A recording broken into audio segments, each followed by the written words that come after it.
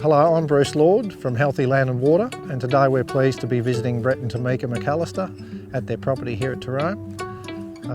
The project site here is one of our demonstration sites under our Future Drought Fund project funded by the Australian Government. So let's go and meet Brett and Tamika and hear about some of the strategies and practices they've been implementing on the property to improve their sustainable production, soil health and drought resilience.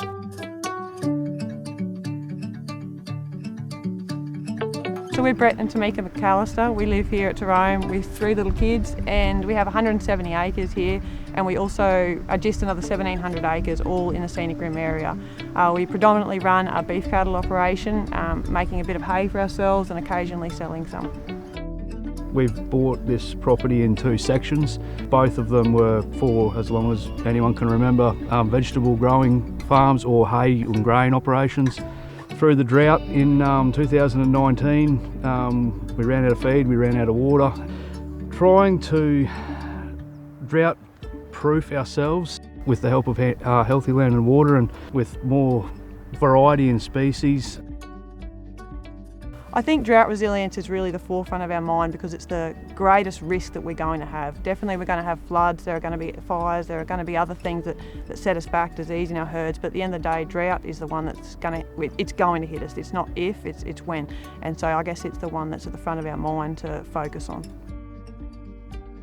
Because it's flat, it frosts fairly heavily, so through the summer times we've got a established Rhodes grass base basically, which is very dominant, but then through the end of winter to early spring we typically dry here, so we've been able to establish some more legume based pastures as well that seem to pick up the gap period and also add nitrogen to the soil and give it a bit of biodiversity.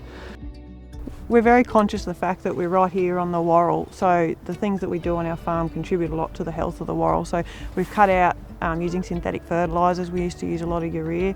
We've switched over to using a more organic base like chook manure. We have cut out using any herbicides as much as possible. We've stopped working our ground, so we're trying to ensure that we don't lose the topsoil when it does flood over here and lose it back into that Worrell. There's some big things we've been looking at. So yeah, it's basically an oversow with a direct drill in the winter months when the grass slows down, just to try and get it established and then do our best to let it have a seed annually if possible. And yeah, we've noticed this year, it was only 18 months ago we started with it, and this year we didn't seed any more of the initial pastures last winter, and this winter they've all came back again quite well actually. So definitely, getting the grazing and letting it have its seed at the right time is very important to cut costs of replanting, basically.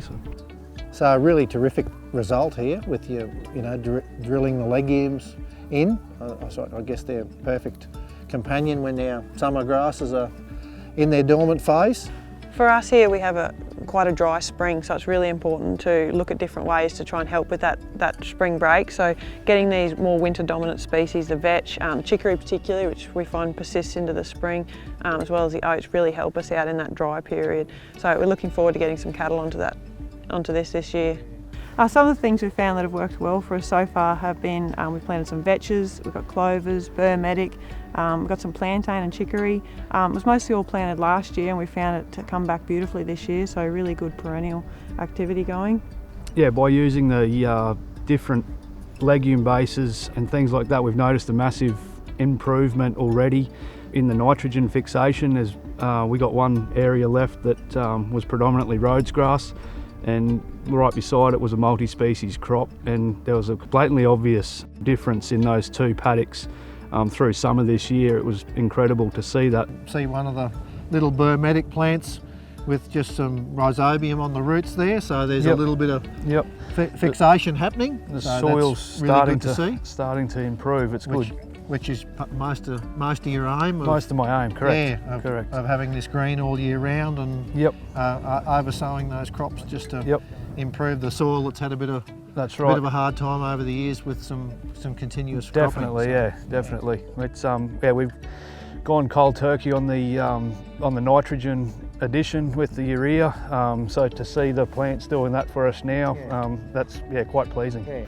So one of the main elements of the project was to do a fair bit of fencing so that we can do some rotational grazing, and we're noticing the biggest benefit by being able to lock the cattle off some of these paddocks and having it rain ready. It's really responding with that little bit of a spell. We're seeing our pastures come back much quicker than they would have in the past, and that's something we're seeing straight away. So even though this is a long-term game, we're already seeing some huge benefits early on.